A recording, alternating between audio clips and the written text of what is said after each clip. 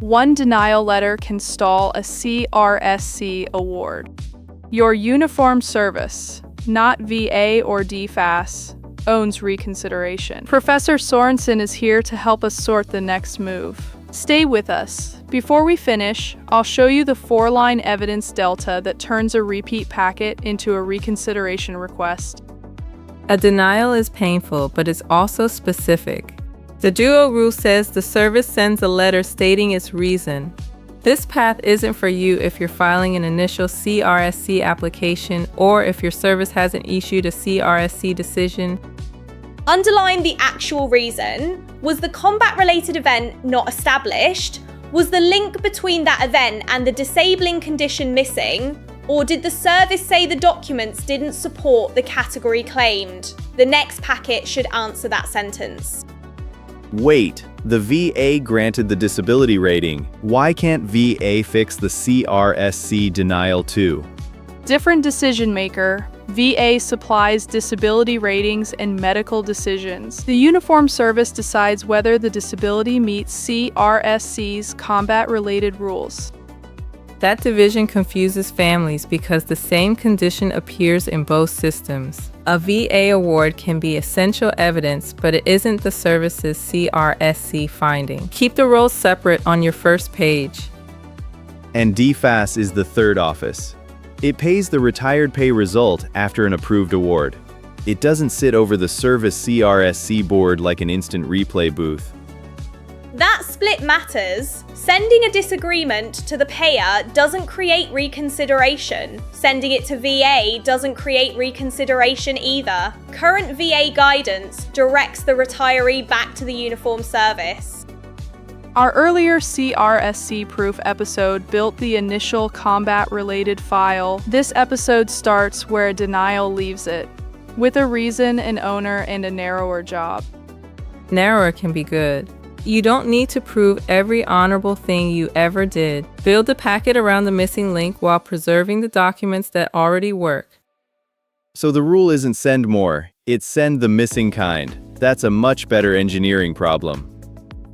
It's also why a new VA service-connected condition doesn't automatically increase CRSC. DFAS says the retiree must ask the branch for reconsideration. New rating information begins the review, it doesn't finish it. Cynthia, put the decision point in one question. All right, a little less gentle than usual. What exactly did the denial say was missing? va.professorerica.com has free CRSC guides. Coming up, turn that sentence into a delta, then match the service route. Let me pause for just a second because this genuinely helps. If you are getting value here, hit that like button, then subscribe and ring the bell. It costs you nothing, and it is the single biggest thing that keeps these videos coming.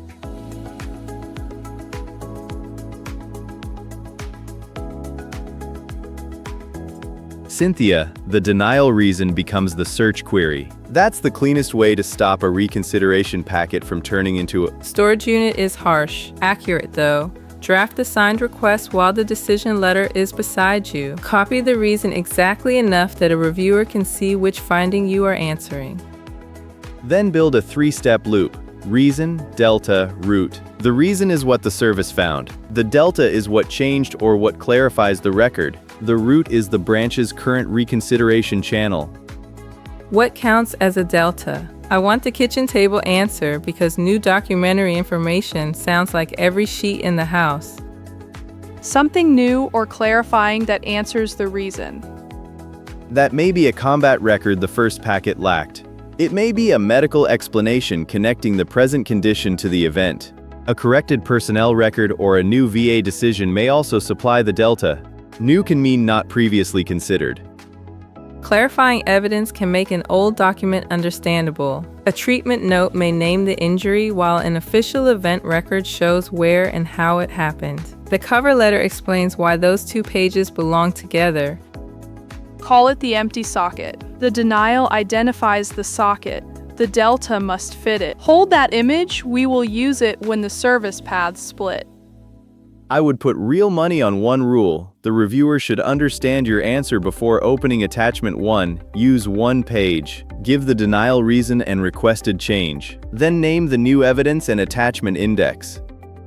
Not a closing argument, a map. People often rescind the whole original file because leaving anything out feels dangerous. Keep the prior record available, but lead with the material that changes the answer. Sort the evidence by job. Event proof in one section. Medical link in another. VA rating change in another. Put the attachment names in the same order as the cover letter. Here's the future-facing part. Branch pages and forms can change. A saved checklist is useful, but it isn't authority forever. Recheck the service page on the day you prepare the packet. I can practice one guitar song for months. I still won't memorize a service address forever. The chat just pushed up the question I was dodging. Does reconsideration mean you start the entire CRSC claim from zero? No. You're asking the service to revisit its decision with the additional, clarifying, or new documentary information. Answer the reason. Preserve the useful record. Don't manufacture a second unrelated claim. Reason, delta, root. The empty socket gets one fitting piece, not another box of spare parts.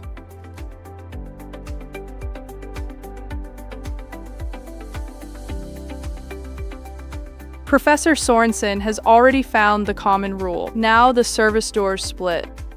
Same empty socket, different front desk.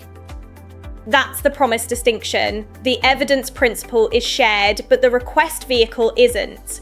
Verify the instructions for the branch that issued the CRSC decision. The service name on the decision controls the door, even when another agency supplied part of the evidence.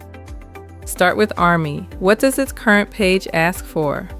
CRSC Form 12E with new supporting documentation or other relevant information. Air Force is a different shape. Its current guidance calls for a signed authorization request to reopen the claim, new supporting documents that may improve or reverse the decision, and documentation of any VA rating change. So an Air Force retiree shouldn't borrow the Army form just because both packets say, The service name controls it. The Coast Guard is more direct. Current VA guidance says no reconsideration form is required. Send the Coast Guard a letter with the new evidence. The lack of a form doesn't remove the need for a precise request or clear attachment list. Name the denied condition, identify the decision, and state what the added proof change is. A letter is flexible, but it still needs a reviewer-ready structure.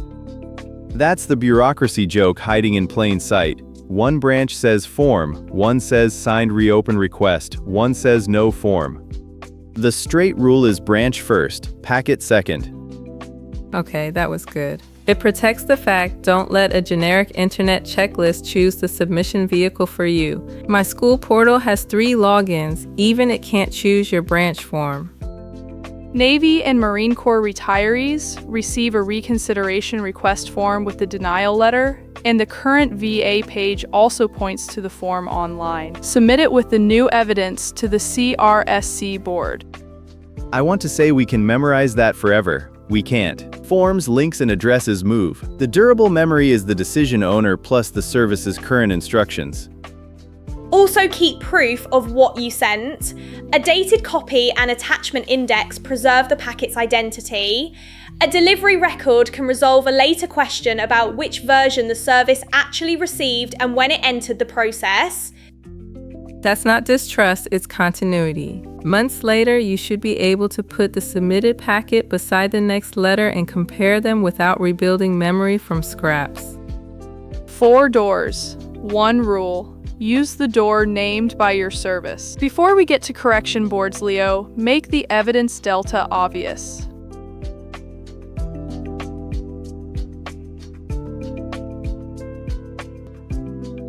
Our hypothetical is Dana, a 57-year-old retired Army First Sergeant. Her denial says the record does not establish how the claimed knee condition is combat-related. She has a thick file. Her job is to build the evidence delta, not add thickness. The gap is the event-to-condition bridge. She needs to show the qualifying event, the injury or disease pathway, and the present condition in one traceable line. The 4-line delta I promised is this. Denial reason, requested correction, new or clarifying evidence, exact attachment location. Line 1 might say the decision didn't establish the connection between the claimed knee condition and the combat-related event. Don't exaggerate the letter, quote, or closely paraphrase what it actually says. Line 2 is the requested result. Reconsider the denied knee condition as combat-related based on the attached evidence. No detour into Line 3 names the clarifying evidence. Which line, though? There may be several medical entries in that file. Dana should identify the document that explains the link and the official record that establishes the event. She should state what each one contributes. Exact pages beat volume. Dana sorts the event record, the medical explanation, and the relevant VA decision into separate sections. She removes duplicates from the lead packet and keeps the full source file available behind it. Line 4 points. Attachment B, page 2. Attachment C, page 5. A reviewer shouldn't have to discover your best page by accident. That's especially important when a record is long or the key sentence sits inside routine clinical notes. River, can a new personal statement fill the bridge by itself? It can explain facts within the writer's knowledge. It can't transform speculation into an official event record or medical conclusion. Match the source to the fact. That answer matters because people can feel pressure to sound certain about details they don't know. Say what you observed. Use official records for official facts. Use medical evidence for the medical connection. Honest limits make the package stronger, not weaker. And if the denial rests on a factual error in the military record itself? That's the new question. Reconsideration asks the CRSC office to revisit its decision. A correction board addresses an error or injustice in the military record. Sometimes the paths touch, but they aren't interchangeable. Dana keeps the denial, her 4-line delta, and the exact pages together. The packet now reads like an answer, not a replay.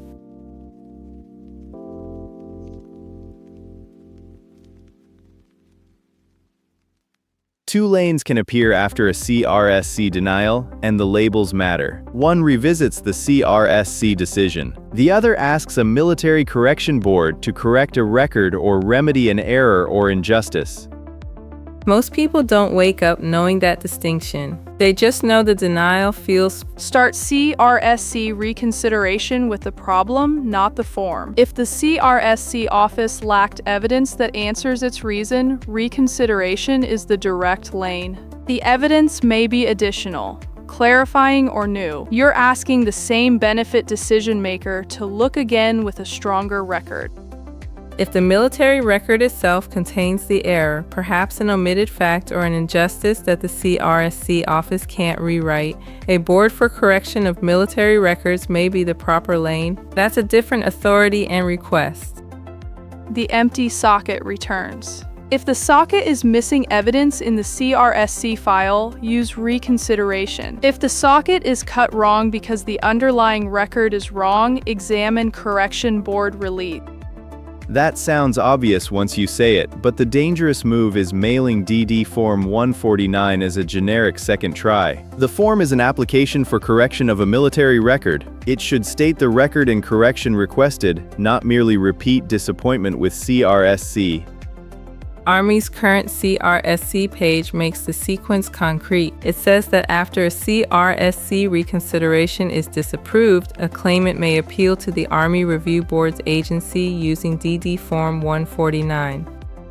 The DoD financial rule also says a member may appeal an unfavorable CRSC determination to the applicable correction board under Title 10. Service procedures still control the practical route. Would you ever pursue both? Possibly when the CRSC decision and underlying record present separate problems. But don't duplicate the same argument blindly. Define what each authority can change and verify the order for your service. This is where accredited help can be worth the appointment. A VA-accredited representative can help with the benefit evidence, and service or correction board guidance can clarify the military record route. Ask about authority, not just confidence. Meaning, can this office change what's wrong? That's more useful than can you make this go away?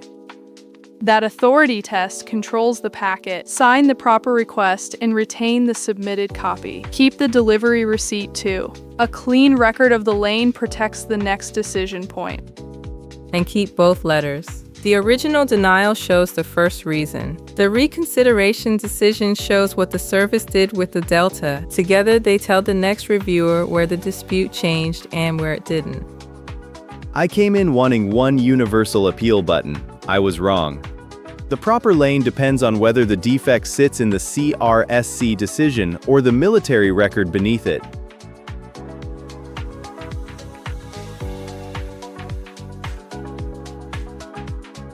Professor Sorensen is still with us for one page that Dana can use before she... One page is manageable. A denial can make every document feel urgent at once. Top line, the exact condition and the date of the CRSC decision. Next line, the stated denial reason in the service's words. Then state the requested correction in one sentence. Don't let the request drift into a general account of your career. The reviewer needs to know which denied condition, which finding, and what result you seek.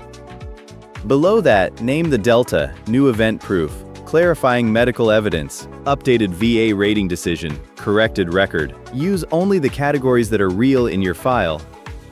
For Dana, that means she doesn't write more medical records attached. She writes what the new medical explanation connects, and she points to the page where it appears.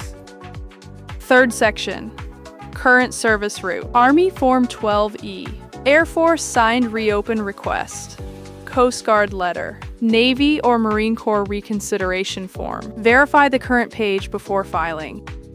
That verification step is the one I would automate with a calendar reminder because saved links age. But the reminder should send you to the official service source, not tell you yesterday's instructions are still true.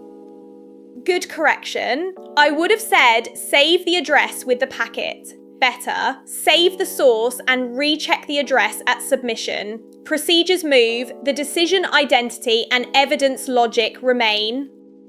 Final section, packet record. Send copies unless the current service instructions specifically require something else. Keep the complete set you sent, the attachment index, and proof of delivery. Never give away your only copy of a hard-to-replace record.